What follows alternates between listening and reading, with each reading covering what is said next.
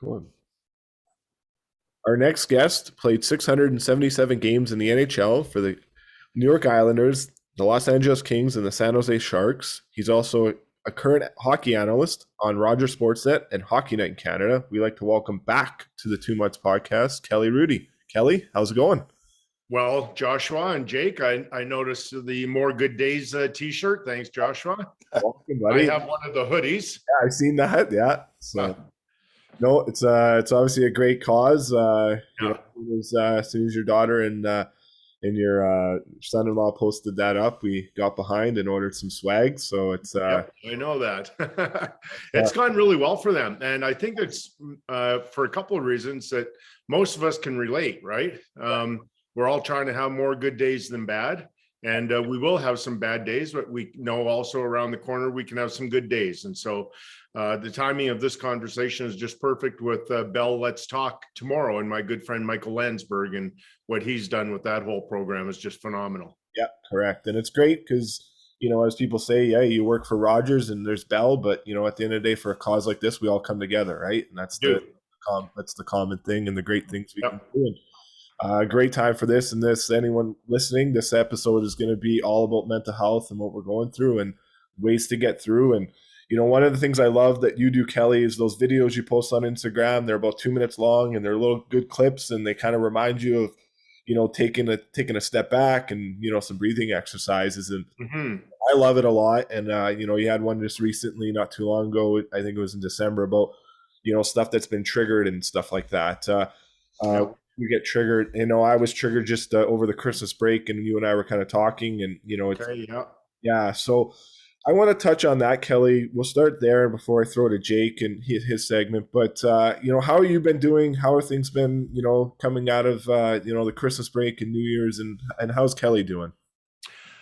Well, thanks for asking. I'm actually doing really, really well. So I went through a stretch. I can't remember when I posted that, maybe early December, where I had been going through a stretch where I started to get triggered, and I hadn't ever been triggered in my life until about 3-4 days before the start of the NHL season this year. And I know what triggered that. And I'm usually quite aware when something may be happening. But anyways, I went through a stretch where before I did that video, I was probably, I don't know, 4 or 5 times in about a 2-week stretch. And so at that point, I knew I had to go see the person helping me with my mental health.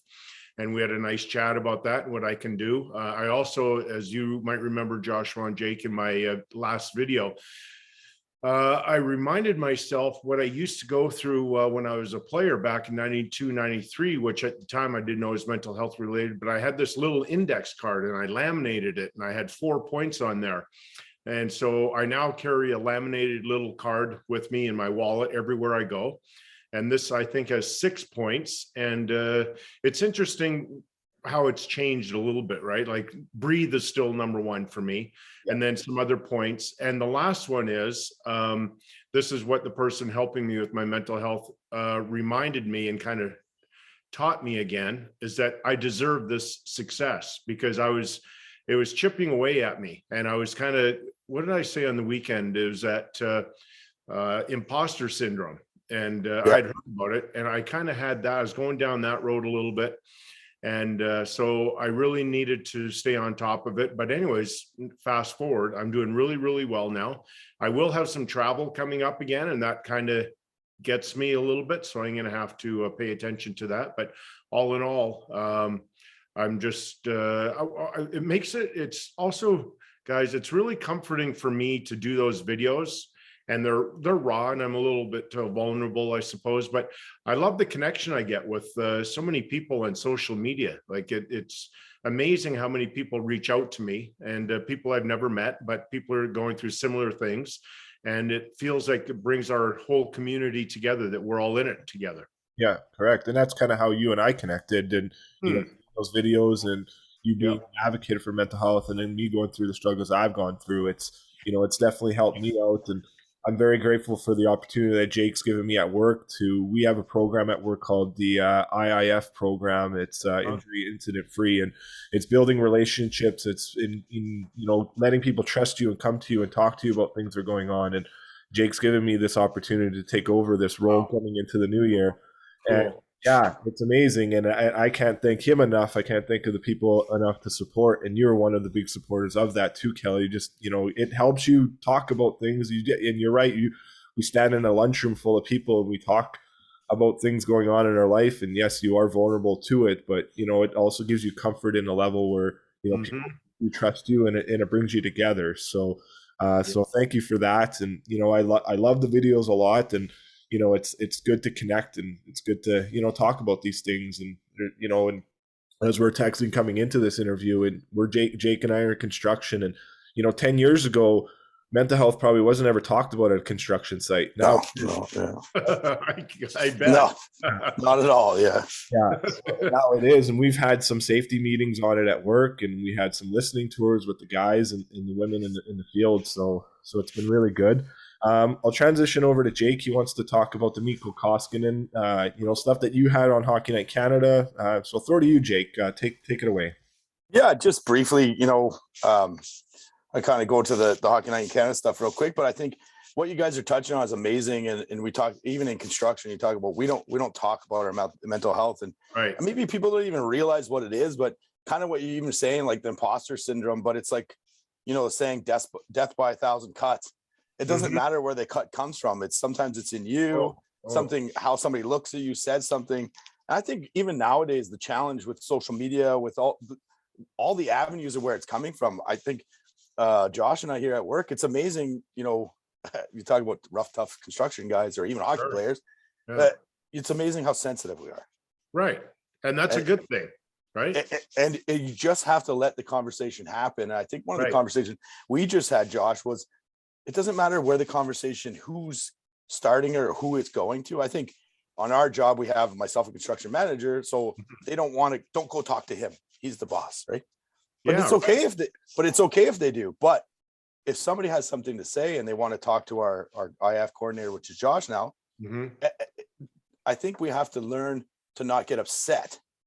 Like, I'm the boss. They should be talking to me, right? Don't get upset if that conversation's going to somebody, a foreman, someone are there. Like, follow the conversation and listen. That's the key, right? But I love what you said on Hockey Night in Canada. You're talking about the mental health of Koskinen, and I don't know, and I think you said it as well. We don't really know what's going on in the man's head, but you can look in his eyes. You can tell there's, when it's down, it's down. When it's up, it's up. I think you talked about it. I haven't myself looked at, you're talking about that triggered state, but do you think it's something, from the Oilers' end, is it something they should focus on? I think even bringing up young goalies, I think Skinner is going to be, a great goalie. Shows a lot of things. I think the team rallies around him, but is this something that, NHL players or NHL teams should be focusing on more to build that player up? Young players. So the answer to that is yes, but I will say also, all the teams have mental health specialists that are helping these guys, and some teams have one person, some teams have multiple people helping, and so that's the key. Now, I'm going to speak in general terms because, like I said on Saturday, and we're having this conversation, I don't know what Kostinen's going through. I can only just sort of surmise a little bit by the struggles that he's had recently. His team struggles also, but when you're the goaltender, you sort of absorb more of that. But and you're so right about the eyes. I've always said that. Look in somebody's eyes. When you ask somebody how they're doing, really look into their eyes, because the eyes don't lie. It's impossible. And so we really truly do know. And then if they're willing to talk, now it's not for everybody.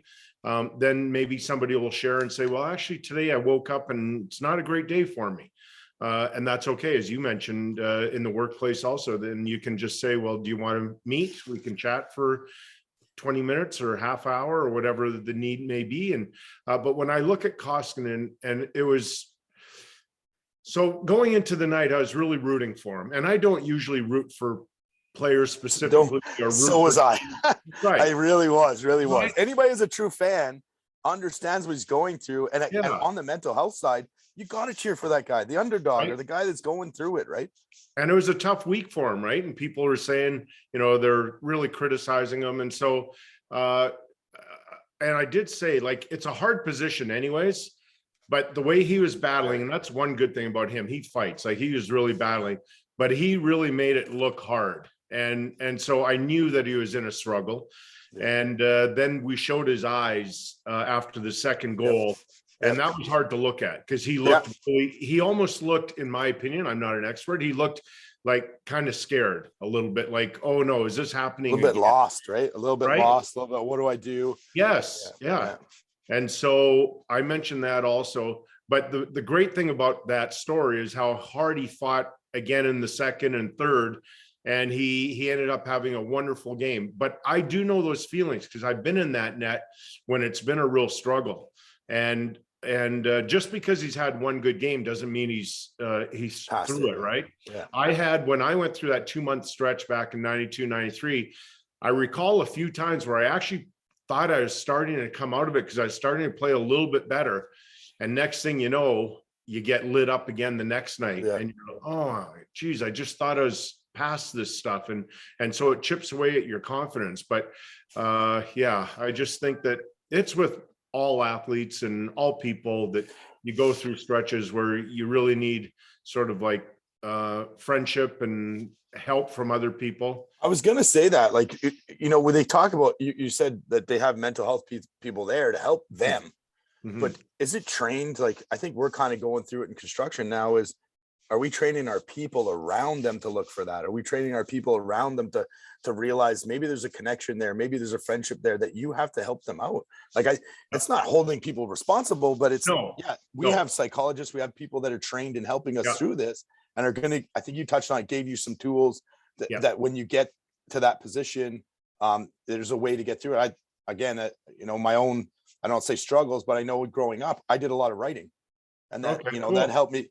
That helped me get through. I don't know what I was writing. Sure, I did, but it's just venting on a piece of paper. Something I share with my kids as well. Is just, if you feel like you need to write, or you feel like maybe you got a friend that you really like talking to, sit down, talk with them.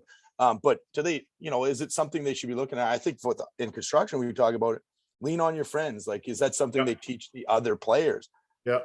So to that point about writing, I've stopped recently, but I was journaling for a while. And I was taught that from my kids too, but also more importantly, when my person that I'm seeing really recommended it, then I really dove into that and it was really good. But my writing or my journaling was, I had two sort of aspects to it. So what was troubling me that day and what was good about that day. And it was interesting when I was like really struggling, when I was going to see this person weekly for months, one page would be full of negative things, and you know my positive would just be a couple little lines. And at the end of this, when I really started to come out of it quite well, then it was almost very little negative. Something about, you know, the day started really well. I was really excited about the broadcast because that's where my stuff starts. It's usually not day-to-day living.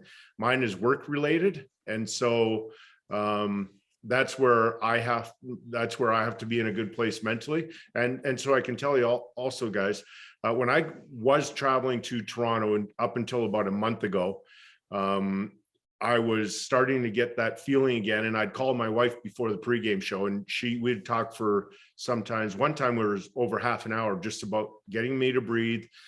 She was really good at distracting me. And then I was able to do the show. One day I didn't think I was going to be able to do it, but she was so helpful. And, you know, I think the other thing also about this whole thing, when you ask people how they're doing, if they're not interested in sharing, they don't have to, right? I mean, and that's one thing about when you talk about NHL players, it's still a two-way street. They can have all the therapists in the world to help these guys, but if you're not interested in talking or sharing yet, well, then you're probably not going to, that help won't be useful to you. And that's one thing about me too. I'm very open. Like when I went, I just spilled the beans, right? Like first time I went, it was an hour session. I was super nervous on the drive over, and then I cried for an hour with him. Wow. Yeah. We talked about that on previous episodes. It's okay to cry, and the last episode that you were on with us, and you know, it's good to have that all open conversation, that open, mindset, and a lot of it is like you said, in the eyes. And I remember quite a few years ago now, it would have been in 2019 when Koskinen obviously was with the Oilers at this time too. He still is, but I came downstairs to the players' room. I had a friend on the team at the time, Petrovic, and he was in the players' room at like the family and friends room, and came in. They lost the game, and he was with his agents. And I looked in his eyes, and I could see that he had a tough night. And what I liked though is that McDavid came up, tapped him on the butt and said, "It's all good, bud." And then his agents were like, Nice. "Oh, let's go." Well, like he didn't stay in there very long, and the two agents took him out, dinner or whatever. But it was nice to see like something you would not normally see, but you got to see in that element and it shows how much these guys care, And as you've been in that NHL locker room for many years, and that's a very tight knit group, and in connection, it is for us too, so it definitely means a lot.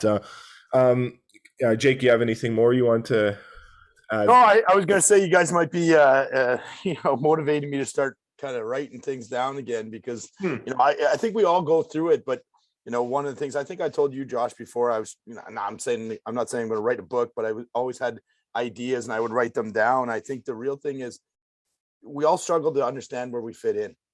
I think we go through it, and we talk construction. It's no different in sports. When you're new to a team or you're new to a job, you don't know where you fit in.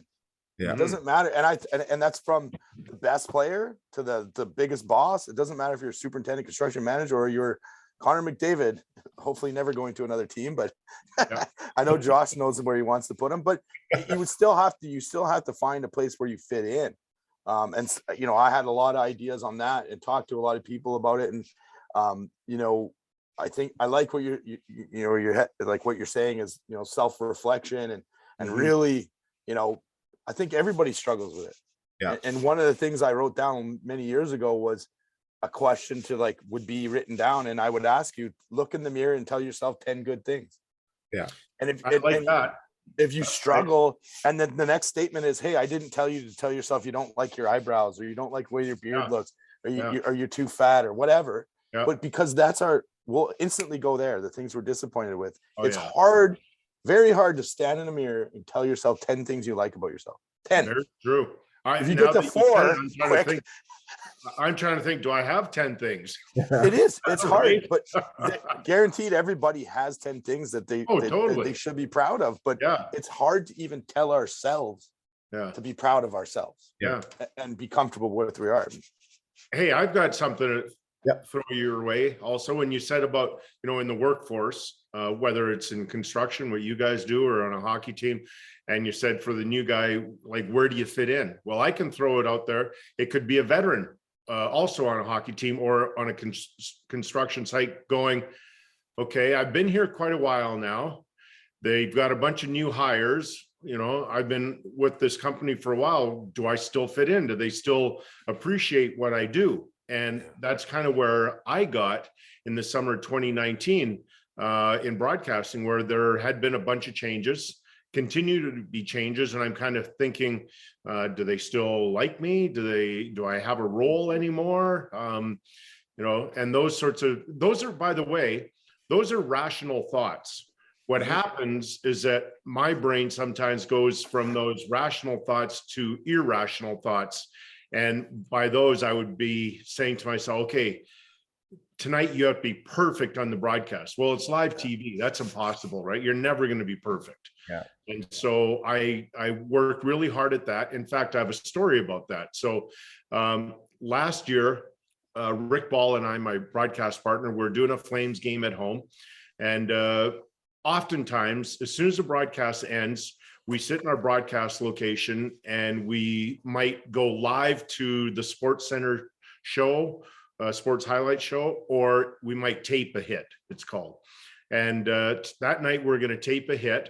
And I thought we had a really good broadcast, but for whatever reason, in that 1 minute that we went off air and we were going to do the tape, I went and I became a lousy broadcaster. That's my focus, right? So Rick and I are recording this, and I'm stumbling around, and my thoughts aren't as clear as they needed to be. And I'm thinking my old brain would have said, stop, we'll record it again. But the good part of my brain that night said, no, you're going to allow that to go to air. You're going to be comfortable enough with a segment where you aren't very good going to air where people may see it. Now, I wouldn't do that on a regular basis because that's just not professional. But that night I needed my brain to be able to be comfortable with that. I know it's an odd thought process, but that's just kind of where my brain goes. It's like I was out for a walk last year with my wife when I wasn't doing great. And my boss called and he saw one of my posts and he said, oh my gosh, I didn't know you were going through this right now. Do you need some time off? And I had to tell him, unfortunately, no, I can't, because then my brain is winning. The bad part of my brain is winning, because that's what it's telling me, right? It's telling me that you can't do it, you're not good anymore, all these sorts of things. So I would have allowed that part of my brain to win. And so I get a win actually if I go on air and I'm okay to do it. Yeah, that's how my brain works. A lot of practice and a lot of to get that probably a lot of struggles to get to that point, right? Oh, totally. Like a lot of struggles for sure. Yeah, definitely. The one thing I thought on that was when I kind of initially wrote it was I thought about kids. I have 3 kids. Yeah. Every year we go to school. We were all kids. We all went to school. Myself, I went to different schools, different towns, back and forth, Kidderminster Terrace. Every year we went to school, we went through the exact same thing. So it's almost like we're trained for that anxiety to go, where's my buddies? Are my friends coming back? Are there new people? Oh my God, I'm so nervous. What teacher am I having? And we're almost trained for that anxiety. And we have to, just what you said, go through those struggles, go through that strength training to get there. That's awesome. 100%. All families go through it too. And up until I didn't really pay attention to it. I recognize it like you know, growing up, and first few days of school every year were really difficult. But until Caitlin was really going through it in the summer and fall of 2005, and then her life became unmanageable, then it really occurred to me, not only what is she going through, but so many other families. Like fall is not an easy time for families when bringing kids back to school, and they've had a lot of fun in the summer, and now all of a sudden there's a lot of anxiety in the entire family, and how is this going to go, and you know, am I going to fit in, what's my teacher going to be like, all these sorts of things. And so you're so true. And even more so now with COVID. Hey, sorry, Josh. Yeah. No, it's all good. You know, Kelly, there's something you talked about last time you were on with us, and it was, you know, there's the stats saying 1 in 5 Canadians fight mental health. And I know you disagree with that, and I do too. A lot of people had questions that I didn't, when you said that, I didn't kind of follow up on that. And so some of the questions on it, care to elaborate why you would say that? Why do you think that? Because I agree with you, and we had a safety meeting the other day, and that stat came up there on the board again. Jake was away at this one, but I disagree with it. But I just want to get your thoughts on and why you would disagree with it too. Yes, mine is just anecdotal. It's not scientific, but I know the Canadian Mental Health Association. And by the way, I partnered with them for many, many things. And so we have a really good relationship, but I just disagree with that one number where they say 1 in 5 Canadians are affected. I say 1 in 5 are affected to the point where their life is unmanageable and that they have a hard time going to school, might not be able to go to work. It's hard for them to get out of bed, whatever the situation may be. But in my experience, and I meet a lot of people, when we have mental health conversations, virtually every single person says to me, yeah, me too. Or I've felt that, or I've experienced that, or my son or daughters felt that way. My wife feels this. So yes, mine isn't scientific, but it's just from anecdotal meetings with people. I'll tell you a story. Last week, Don and I were out grocery shopping just at Safeway. And somehow a lady recognized me. I had a ball cap and glasses and a mask on, of all things. And we're in the aisle. So she goes, oh, by the way, I love what you do about mental health and so on. And then my wife and I, with a perfect stranger, we chatted for at least 10 minutes in the aisle about our situation, about Kate, about her daughter. Her daughter goes to University of Victoria and she struggles mightily and with anxiety and things. And so it's just a small world, and it's a much better world because we can have these conversations. Yeah, no, that's true. And for me, like I when I was a kid, I lost my dad. I found him when he passed away. And then losing two grandparents, all the three, two grandparents and a father in a span Mhm. of 2 years, losing it. And that trauma still resonates with me today. And I have a tough time during Christmas time because that was when my dad passed away. So, Yep. and now I felt like lately, anyone that I've had in my life that I've lost, either like a friendship wise, and I just lost someone that I really cared about as a Mhm. friend, it's really bothered me the last few weeks.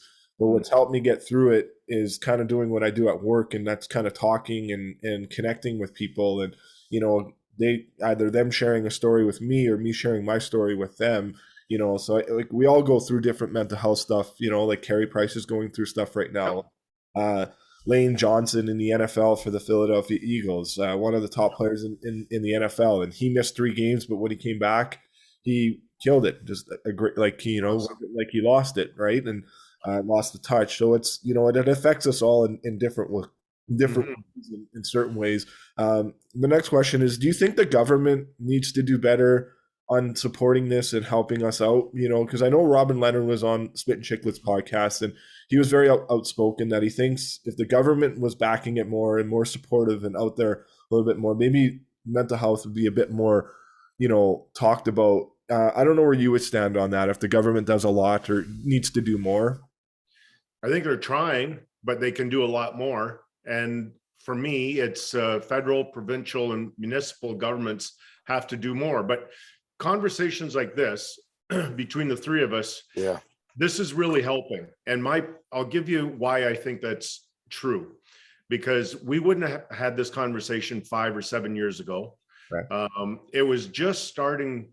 People were just starting to sort of tell their stories a little bit around that time. Now, again, this is almost a daily thing, and we're getting to the point where we're so loud that governments recognize we're not going away. Like, we're not just sharing our story one time and then we're going to just disappear. We're becoming louder and louder all the time, and they're just going to be forced to do something, right? The numbers tell you how many people are affected, and I think it's only healthy for our governments to get involved, because if you're a person with mental health issues and you can't go to work, that's not good for the work environment and society in general. So it's really important that governments get behind this. Yeah.